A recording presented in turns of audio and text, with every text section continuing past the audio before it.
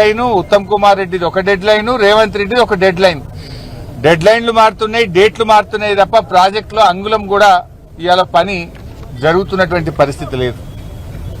రేవంత్ రెడ్డి గారు కథ ఎట్లున్నదంటే ఆడలేక ఓడ మధ్యలు అన్నట్టు పనిచేయడం చేతగాక మీరు ల్యాండ్ ఎక్విజిషన్ కు నిధులు విడుదల చేయక ఇంకా బీఆర్ఎస్ పార్టీ మీద పడి ఏడుస్తా ఉన్నారు. ఎన్ని రోజులు ఏడుస్తారు? 2.5 సంవత్సరాలైంది మీరు అధికారంలోకి వచ్చి. 2.5 సంవత్సరాల్లో 2.5 ఎకరాలకు కూడా దేవాదుల్లో మీరు నీళ్లు ఇవ్వలేదు. ఉన్న మోటార్లు కూడా నడిపే చేతనైతలేదు మీకు.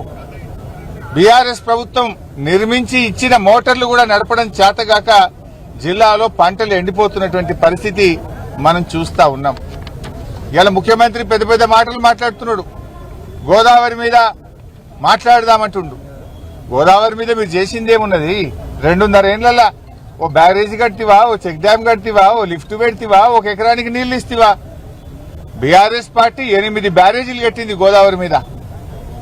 బీఆర్ఎస్ పార్టీ 312 కిలోమీటర్లు గోదావరిని సజీవంగా నిలిపింది.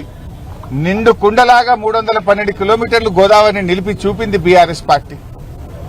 ముఖ్యమంత్రి గారు మాట్లాడదాం అసెంబ్లీలో అంటుండే. ఎస్, మేము రెడీ, నీ సవాల్కు మేము యాక్సెప్ట్ చేస్తా ఉన్నాం. కెమెరా దిప్పొద్దు, మైక్ కట్ చేయొద్దు. కట్ చేయకుండా నువ్వేం చేసినావో, బీఆర్ఎస్ పార్టీ ఏం చేసిందో చర్చించడానికి మేము సిద్ధం.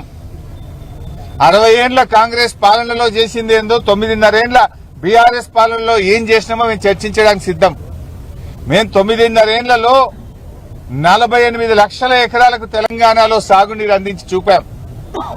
నువ్వేం చేసినావు 2.5 ఏళ్లలో? కనీసం 1 లక్ష ఎకరాలకైనా నీళ్ళు ఇచ్చినవా?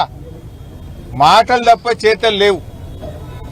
గోదావరి మీద చర్చకు మేము సిద్ధం.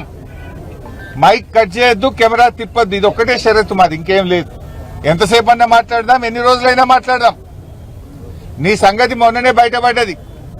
ఉత్తమ్ కుమార్ రెడ్డి గారు, మీ జర్నలిస్టే సాక్ష్యం.